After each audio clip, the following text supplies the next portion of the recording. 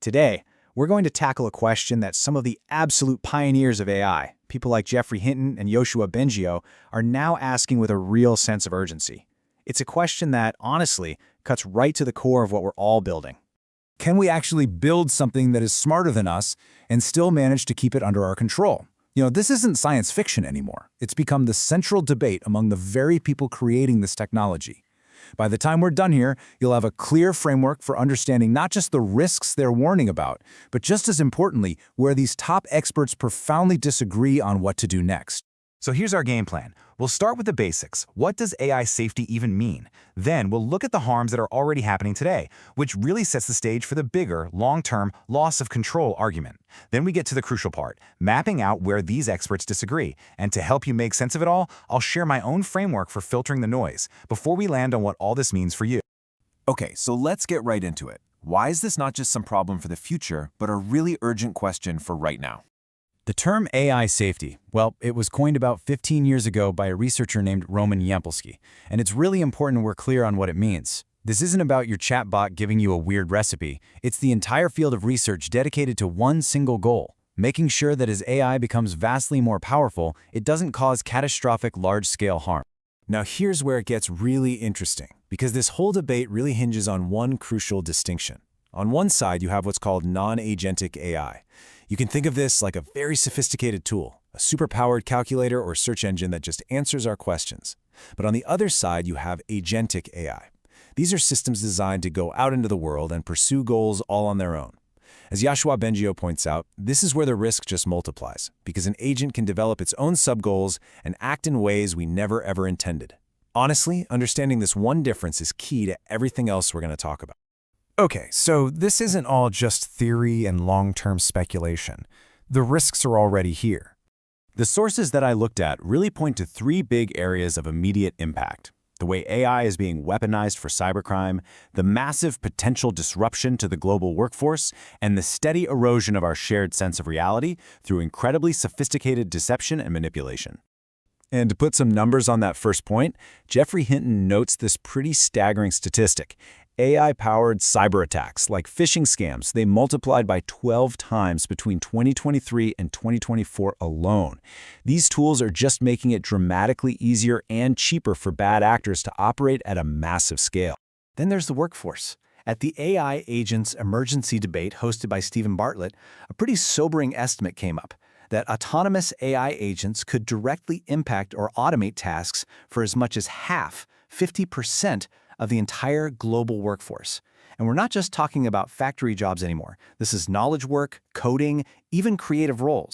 And this brings us to that third risk, which I think Tristan Harris frames just perfectly. The real challenge isn't just building the tech, it's our ability to govern it. I mean, when an AI can perfectly clone a voice or generate a convincing fake video in seconds, the very foundation of social trust is at risk. All right, so this is where the conversation pivots. We're moving from the harms of today to the much bigger, much more abstract, long-term questions. Like, what happens if AI's intelligence doesn't just augment ours, but completely surpasses it? AI pioneer Stuart Russell frames this with a really powerful analogy he calls the gorilla problem. Think about it. Humans don't hate gorillas. We're just vastly more intelligent. And because of that, their fate, the survival of their entire species, now rests completely in our hands, not theirs. So his question is, what happens when we become the gorilla? So how exactly could we lose control? Well, first, there's Russell's gorilla problem. Second, as Geoffrey Hinton warns, a superintelligent system given some complex goal might develop what are called instrumental sub-goals we never intended. Things like acquiring more resources, or even just ensuring its own self-preservation, potentially at our expense. And finally, Mogad Dot talks about a point of no return. A moment where the AI becomes so smart that it can outthink any attempt we make to regulate it, or, well, switch it off. And the stakes here are just incredibly high. According to Stuart Russell, some top CEOs in the AI industry privately estimate the risk of human extinction from superintelligent AI to be as high as 25 to 30%. And yet, despite that, the immense economic and geopolitical pressures mean the race just keeps going. Now, for me, this is the most important part of this whole explainer. It's so easy to lump all these warnings together into one big, scary blob. But these thinkers do not agree on the solution. In fact, they propose fundamentally different paths forward. Let's break this down. First, you have Yoshua Bengio, who advocates for what he calls the safer path. He argues we should just avoid building these powerful, autonomous, agentic AIs altogether. Instead, let's focus on non-agentic, scientist AI that helps us understand the world but doesn't act on its own. Then you have Mustafa Suleyman, co-founder of DeepMind. He basically believes the race toward agentic AI is inevitable, so his solution is a massive containment program, a multi-layered defense with technical audits, international treaties, and very strict controls. And third, you have Roman Yempelke's really stark warning that this might just be an unsolvable problem. He argues that proving you can control a system that is far, far smarter than you is a logical impossibility. This quote from former Google ex-officer Mo Gada just perfectly captures the urgency behind both the containment camp and the unsolvable problem camp.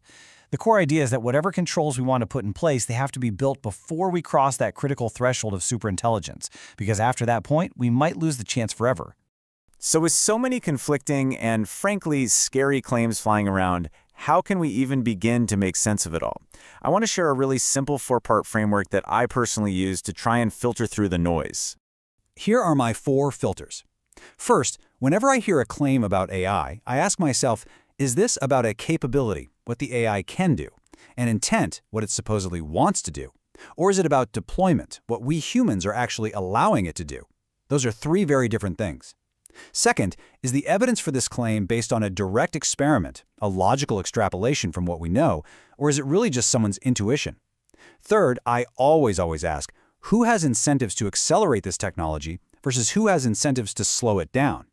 And finally, is this claim something that is testable right now, today, or is it a pure forecast about a future that we can't possibly verify yet? This really helps me separate fact from speculation. So where does all of this leave us? What are the practical takeaways here? Here are 3 concrete steps. First, just build your literacy. Simply understanding the difference between agentic and non-agentic AI, which we talked about earlier, that's a huge first step. Second, practice verification. The sources on AI agents really stress the need for clear disclosure.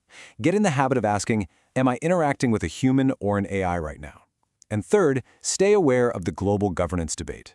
This is a theme that comes up again and again from thinkers like Mustafa Suleyman and Tristan Harris. This is a problem that requires international cooperation. And if you want to go deeper, I highly recommend reading the source material for this explainer.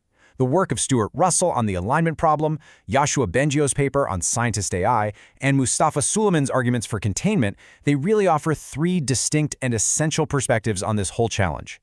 And I want to leave you with one final question to think about. As we've seen, the technology itself presents these immense challenges. But across all of these different voices, from Hinton to Harris, there is this common thread of concern about the relentless commercial and geopolitical race to build it. So, is the ultimate risk embedded in the silicon itself, or is it found in the human incentives that are pushing this powerful technology forward, maybe faster than our own wisdom can keep up?